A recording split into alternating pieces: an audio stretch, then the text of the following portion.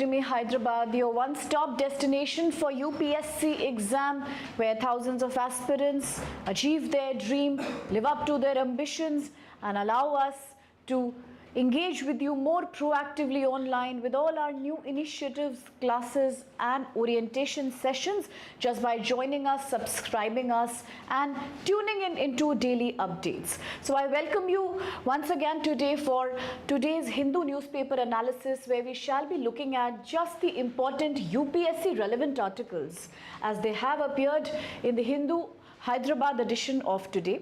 And the first page of the newspaper is once again rampant about how a series of tragedies are happening when it comes to people losing their lives and unexpected accidents across India. In one such episode, we see that in Uttarakhand, we have experienced another tragic loss of lives where helicopter crash has killed another 7 people as they were undertaking the Char Dham route, which is supposed to be a very important pilgrimage in India as people cover 4 corners of revered temples. It is believed that the helicopter crash happened because of bad weather. But what is not clear is that how come this is happening after many more such helicopter crashes have happened in the same geographical zone for the last previous 2 years. So was it purely a bad weather one-off incident, or was it something about the helicopter safety? That's yet to be seen. The government is suspending right now all helicopter services just to do a more proper analysis of high altitude helicopter operations so that future such tragedies could be avoided.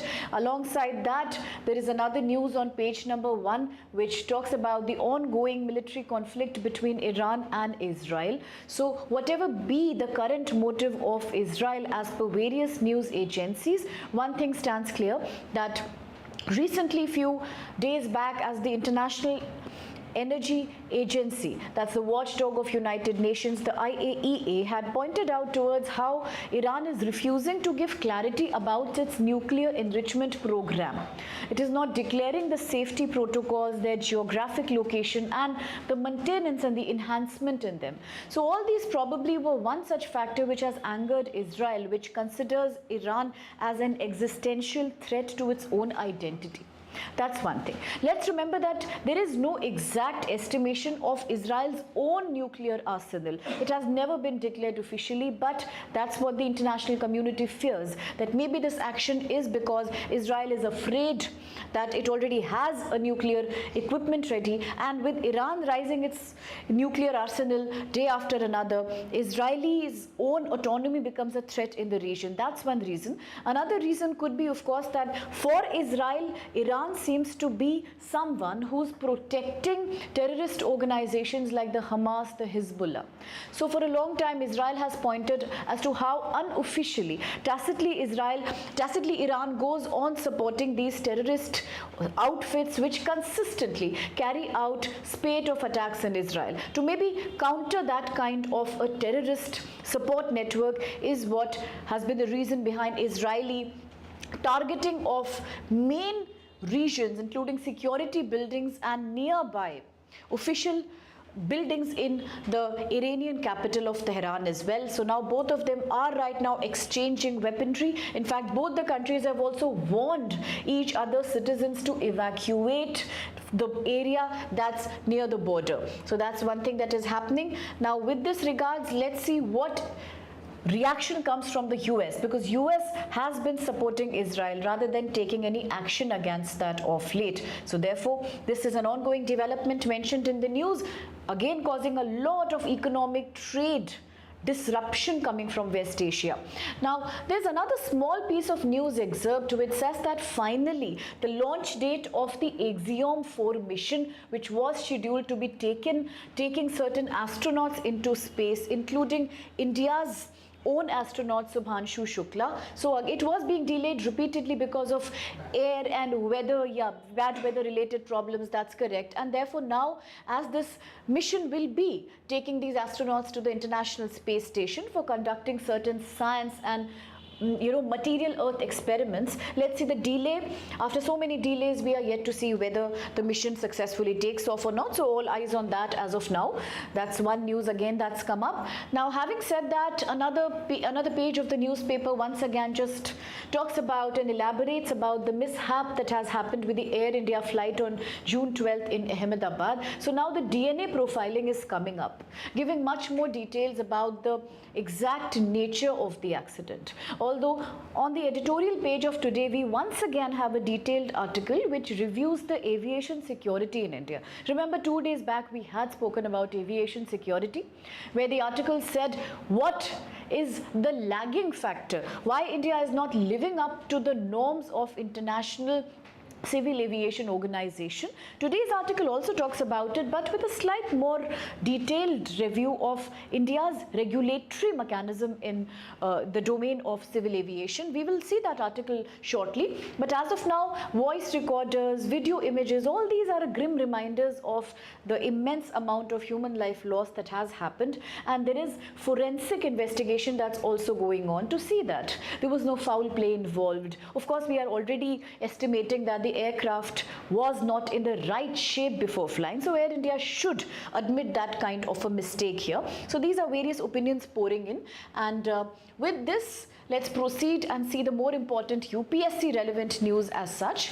Now, as we go forward and scroll down the pages,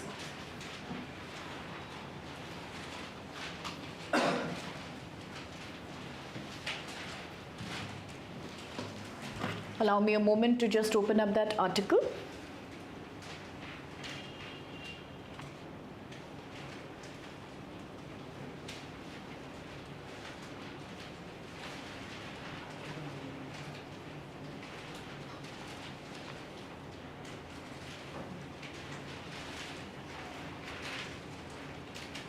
Okay, so let's totally go down to the editorial page as such.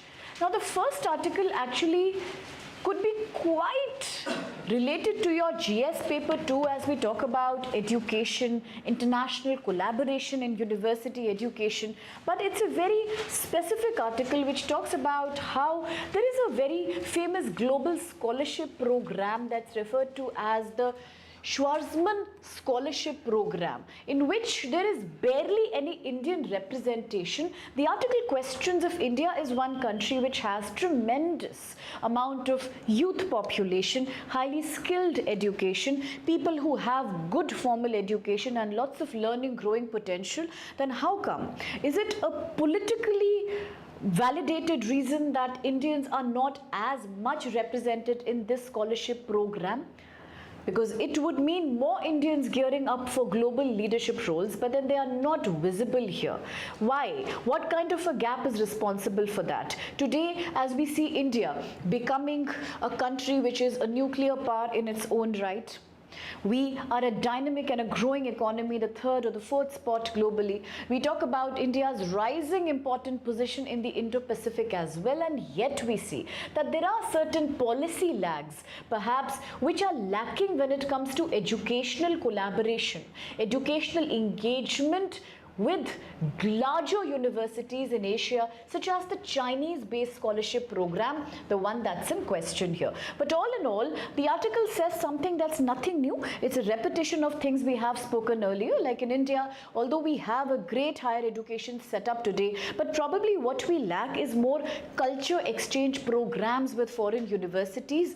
Sometimes what we need to focus upon is giving Indian students more access to nowadays more dynamic programs on religion, anthropology, classical languages, also allowing more and more easy visas, easy travel facilities, which means that today in the education sector what we really need is more research, of course, at a very domestic level, but also more and more collaboration with foreign universities, with which we can create research programs that, although focus on Indian India's own problems, Indian social problems or India's economic issues, but Indian students can also be trained in the best of universities by getting good scholarships abroad. So all in all, it's not an article that really feeds detailed for our UPSC exam, but there is another that's coming right next, and these two happens to be the more important articles from the examination point of view. On the left hand column, we have something that came in the news few days back, when we realized that once again in the global gender gap index,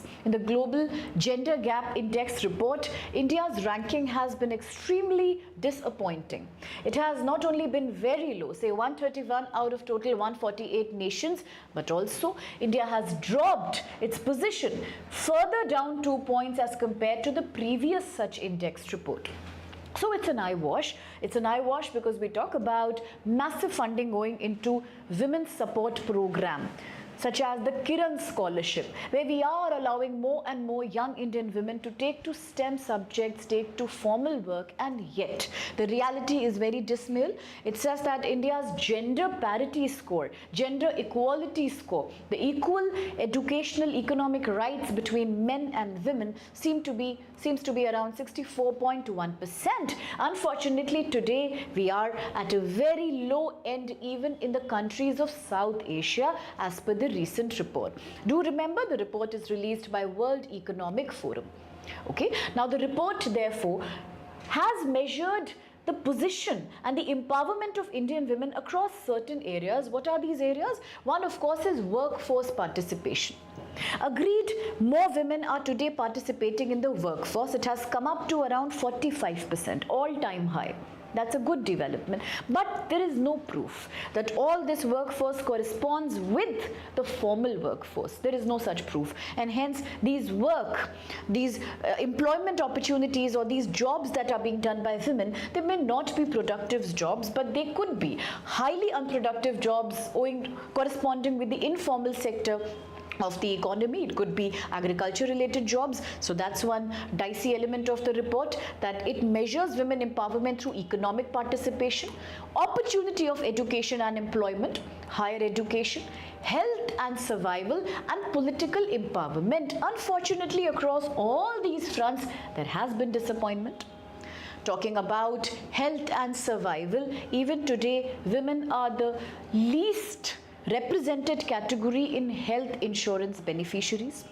Even today, we are seeing poor health access, especially reproductive health, among majority rural women. We see tremendous malnourishment in Indian women. That's one health side reality. Talking about political empowerment, even today, if you talk about female representation in the parliament, it has once again fallen down from 14.7 to about 13.8 in 2025. So, second year in a row, we are seeing a low women political participation. Similarly, as I said, even if we talk about income parity, income equality between men and women, then the income equality is estimated, say, from about only 28.6% to 29.9%. Talking about labor force participation, although close to 46% women in labor, but still across categories like health and survival, scores are falling every year. Now, also we are seeing that when you talk about higher ministries or higher portfolios, it's just about 5 to 6% representation in top decision-making portfolios, even within the parliament. So there are gaps in political participation, plus there are gaps within the parliament as well regarding which roles and which ministries are being allocated to these women. That's again a question. So what's the path ahead? What's the future like? So future has to be about addressing the lacuna in policy. What's a lacuna? A lacuna is a gap. Naturally, there are policies, but sadly the policies are more vibrant on paper. On ground, there is a gap, as we can see in the report. So therefore, rather than just debating that we are doing enough by giving women reservation under the 128th Amendment Bill, and soon we shall be giving them 1/3 representation in parliament, legislators, and already we are giving in the panchayat, but that doesn't seem to be solving the purpose as much. So what we really need is, apart from the reservation that we are giving them, let's try that the policies are implemented as desired with more and more political will. let's also try that we create such policies which ensure all-round development of women across every sector. Otherwise, merely giving reservation will just become another political move. It will not really bring the benefits as they are being said. So that's something we are discussing in this article. And now let me take you to this article. You might feel nostalgic because this is a topic we have addressed 2 days back too, but this is slightly different. It says India needs a sincere, a very serious, a devoted aircraft accident investigation. Of course, it's coming in the light of the Air India tragedy that recently happened, but the article is saying that where all are the contradictions lying? What is the real problem? Why do we not take aircraft accidents seriously? More than that, why don't we take investigation as seriously as we should? There is a problem with investigation also. Let's see what the problem is. It says that in any country, if there is a loss of life in an accident, the first response of public and the government alike should be rigorous investigation and bringing the accused to books, finding a right plan to punish the right people, to avert, to save people from further such tragedies. But in India, what is happening that we consistently try to fight for justice. We just try to ask for more transparency and reform in legislation. But all these eventually try to hide the real truth. They are trying to obscure the truth. Why? On paper, it is the body called AAIB, India's Aircraft Accident Investigation Bureau, that is in charge of investigating the nature of accidents and finding the details of it. It is supposed to be an autonomous body. It's a statutory body created by Parliament. It has to be working as an autonomy, as an autonomous structure. But in reality, it is nothing. There is no independence. It is not independent, in fact, because it is completely dependent and it works under the Ministry of Civil Aviation. The same authority which is responsible for regulating airlines. So what a paradox that is, that the same agency, MOCA, Civil Aviation Ministry, which runs the operation, also investigates the accidents. So it's like you commit, under you some problem is coming, and then you are responsible for investigating why it happened. So definitely there cannot be any transparency. That's one thing. Second thing is that if MOCA regulates the aviation through a proper body known as Directorate General of Civil Aviation, then what happens? The leadership of the AAIB and the DCGA should also be separate from each other, but they are not. The same body is responsible for appointing leadership to both these, which means leadership will always praise and appreciate and protect the interest of MOCA. There will be no independent investigation. This doesn't happen in the railway. In the railway, investigations are separately carried out by the Commissioner of Railway Safety or by a separate independent judicial body. It is not conducted under Ministry of Railways at all. But in India, what's happening, when you talk about the aviation sector, it is the Ministry of Civil Aviation that not only controls the operation, it also investigates the accidents. So no real purpose is being solved. Political will always comes first. So the interest of politicians saving their image, that's something that's taking a more important precedence here. Then stop the blame game. The sad part is that the accident that just happened on June 12th, Ahmedabad, it was not just about a glitch in operation. No, it was not just about a fault in maneuvering the airplane by the pilot or the staff. It was not that. It was much more than that. It was a proper accident that needs a wake-up call. Why? Because it's not just the aircrafts in India that are experiencing failures. Just yesterday we saw the Kedarnath tragedy. We spoke about it, the helicopter. So even helicopter crashes are extremely common in India. Just remember, May 2025, there was a snug, there was a problem which was impacting the Delhi-Srinagar Indigo flight as well. Okay, which means that all the people who were handling the ground operations, they were also people who refused the permit over security concerns. But these are not isolated things. These don't happen rarely in India. These are quite common, because the risks and the technical problems and the cooperation between ground staff and the staff on board are barely ever coordinated. We don't have that kind of coordination. What we keep doing is just blaming and shifting the blame from one to another. What we therefore need is a system that is not handling failure a system that prevents failure. Preventive action is needed. You cannot just waste all your energy in managing the damage. Why to let the damage happen in the first place if you are working in such advanced systems? Now a committee has been appointed therefore to investigate in this accident, a very high level committee. It will be investigating the ongoing Air India A171 crash. But the duty of this committee should not be to just investigate this Ahmedabad accident as a one unique episode. We need an integrated research, a better investigation into why at the end of the day do so many accidents take place. If not a full-blown accident, some technical problem. Engine will get overheated, or the wing of the aircraft will not be well equipped to fly. The cockpit may not have been monitored properly. Bird accidents are very common. So why we need that kind of a careless attitude? Another thing is that today our policy on airlines, national civil aviation policy, is outdated. It has not lived up to the times of the need of today. So we need a complete overhauling and a change of that policy, which not only deals with regulation and operation, it deals with decision making and prevention. That's very important. Now, interesting things that have happened in the past that point out to a poor awareness when it comes to preventive safety measures.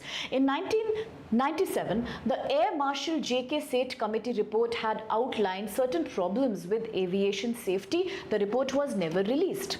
It was never released because it would have blamed political level positions. Therefore, all the problems that the committee had highlighted, broken policy making, lack of independence, autonomy on the part of investigative agencies, on the part of pilots to make decisions, they were not implemented. Lack of training of pilot and onboard staff, regulatory mechanisms, resources allocation, nothing was taken care of because the report never came out. Similarly, when in 2001 there was an accident which had taken the life of a union minister, it said that the plane was actually, the accident happened because the plane entered a bubble of cloud, so visibility was next to zero. So these are all conflicting claims because later investigation said there was no cloud at all. So which means you can't even trust the reports and the investigations that are coming. Why? Reason is clear. It's all happening from one agency, MOC. Why will? How can you expect transparency then? It will always be political savior, nothing else. So therefore, overloading of the aircraft, again responsible for Indian Airlines crash in Aurangabad in 1993. The plane was overly populated. Now this is purely a human error, highly preventable. Similarly, there has been data, people have been trying to chase the reasons behind other airport accidents that happened, say in 2018 in the Air India Express flight, but as of now only politicians seem to be protected, nothing else is coming out. So today, from the Aircraft Investigation of Accident and Incident Rules 2017, we need to make one thing very clear, that purpose of an investigation is to save future accidents from taking place, not to do blame game and not to protect the politicians. So today what we need, we also need some training in the police so that expert jurisdiction can come and proper investigation can be made possible. That's one thing. The article also says that the International Civil Aviation Organization, the international body that monitors aviation sector, has said that India has had zero accidents which have caused death recently. But again, that's a false claim because in 2020, 21 lives were lost in the Kozhikode aircraft. So all in all, what we can say that there is no systematic change that's coming. There is a lot of hiding and manipulation of data involved. But ultimately, who suffers? The common people suffer. So therefore, first thing is to make the AAIB we spoke about and of course the Directorate General of Civil Aviation as independent bodies which directly report to the Parliament, so that there is no political or bureaucratic stop in investigation. Second thing is we should appoint very high level committees which are ready to do investigation by bypassing existing laws. We should take legal steps from preventing AAIB's findings from being used in criminal trials unless independently validated. The findings have to be validated properly, and it's not like India has no mechanism or no manpower to be able to investigate these accidents, but really what we need is institutional change and government sympathy. A little bit empathy would be good to understand that common people suffer, and it's high time we take a proper action towards a problem like that. And now, having said that, Let's quickly slip down to another page here, okay, which corresponds with our exam, and that is, okay, just allow me to slip you down to the next page now. Yeah, and before we do that, there's another page on the world news which says India and Cyprus are looking forward to strengthen their ties as Prime Minister is visiting the Cyprus capital of Nicosia. They will have a multi-party talk about expanding bilateral trade, migration of workforce from one country to another, expanding business as well as better investment. Now, having said that, let's also remember that in Canada, the G7 summit has also now started, although the climate seems to be quite bad, political climate, because people are saying that although the G7 is now all geared up to begin its discussion and agenda, but right now let's remember US has been one country that is not exactly ready to go back on its unnecessarily high tariff regime. So the tariff regime that US is following right now is something that is expected to cause some kind of a problem in these discussions. So that is also something to be seen, how the G7 summit upholds.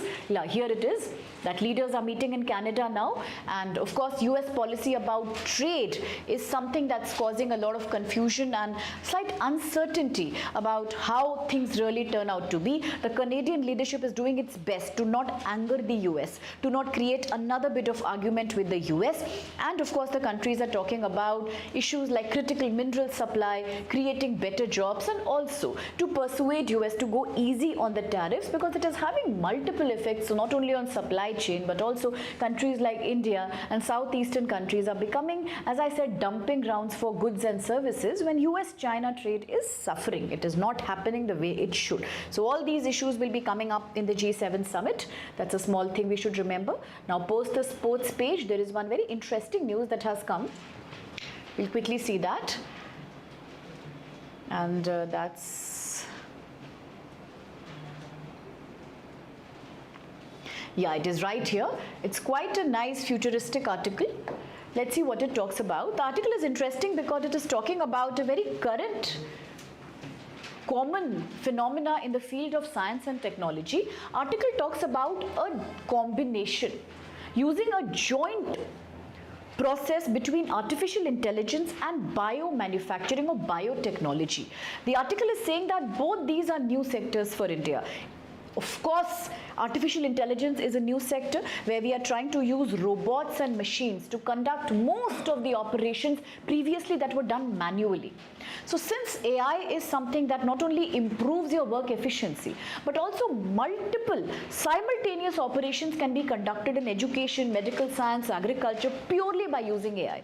But how is AI really related to biotechnology? Why so much importance is being given to biotechnology? Because remember, India's role as a manufacturer of vaccines has expanded a lot. Post the COVID-19 experience, we know that India today is working as a massive supplier of generic drugs and vaccinations to many countries of the world. So in vaccine manufacturing, if India has had a great reputation because low-cost vaccines and medicines are being made in India, they are happening on a large-scale production basis and they are also quite reliable.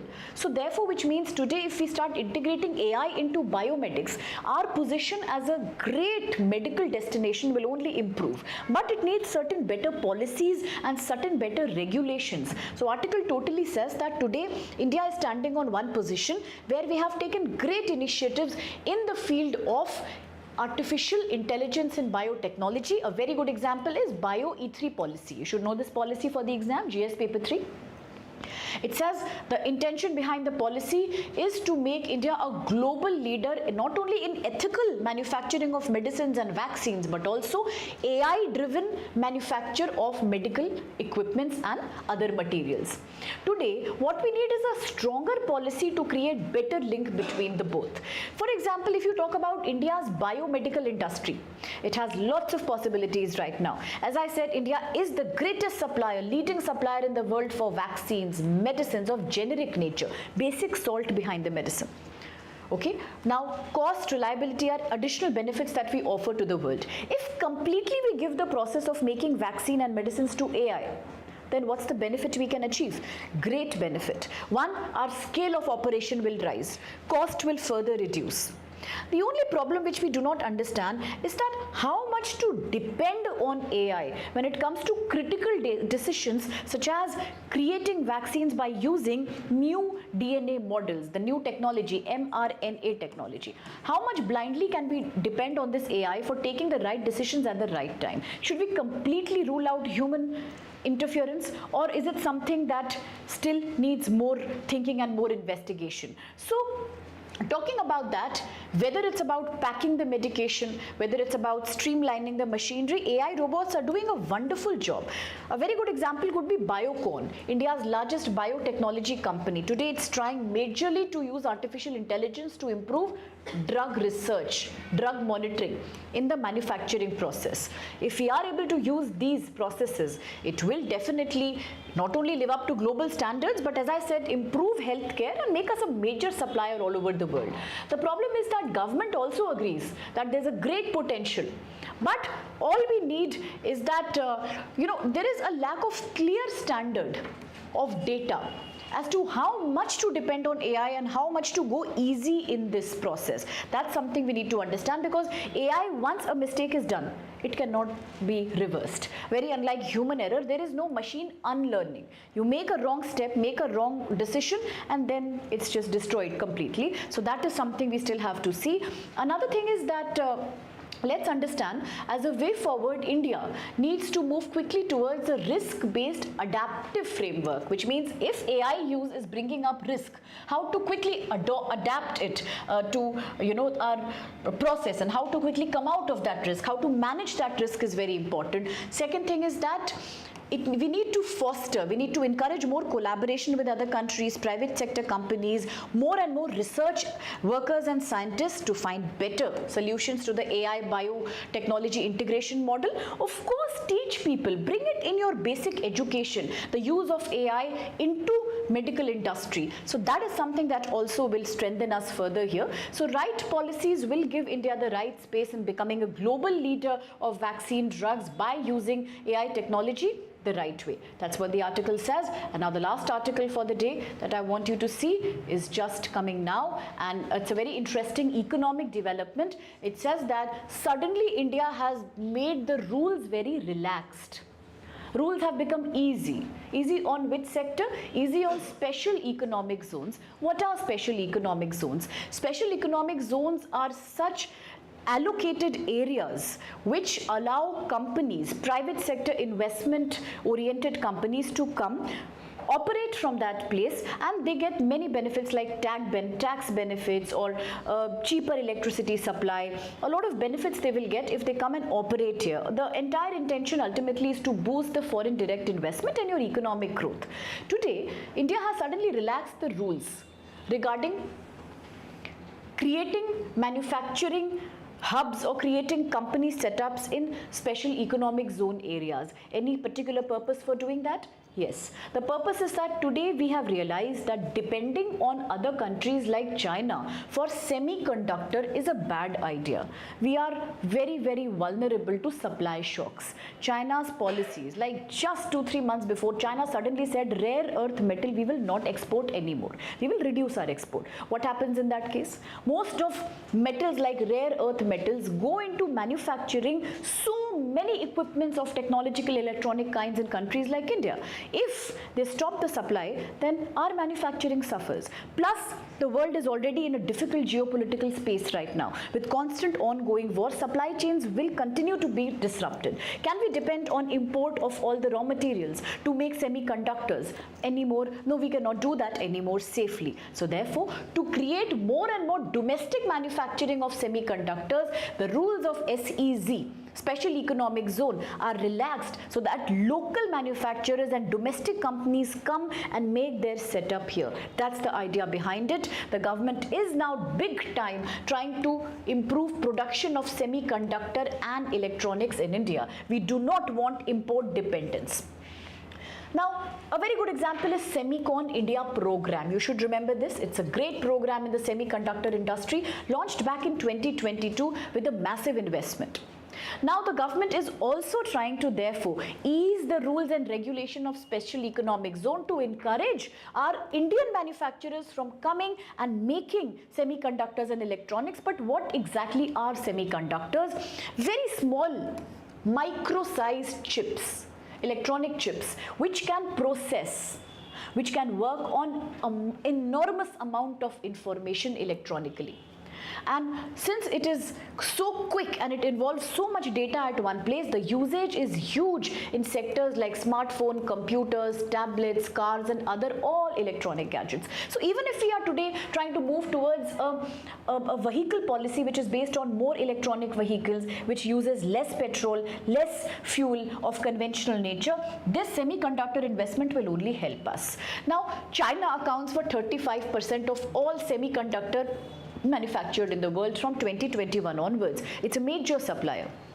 After the pandemic, we have realized that if all the companies who provide supply chain of semiconductor are situated in China, it is a danger for us also, because anyway the bilateral relation is not good at all. So therefore we today are trying to boost domestic manufacture of key components in the semiconductor domain. So what are the latest steps taken by the government? Yes, for that matter, the Special Economic Zone Rules 2006 are being changed to promote more and more domestic manufacturers' involvement, which means that now Special Economic Zone will be set up exclusively for manufacturing semiconductors or electronic components needed. Now it will need barely an area of 10 hectares. Earlier the demand was high. To set up a Special Economic Zone unit, you will need a 50 acres of land, not easily affordable by domestic entrepreneurs, but today it has come down to 10 hectares, quite affordable for Indian entrepreneurs.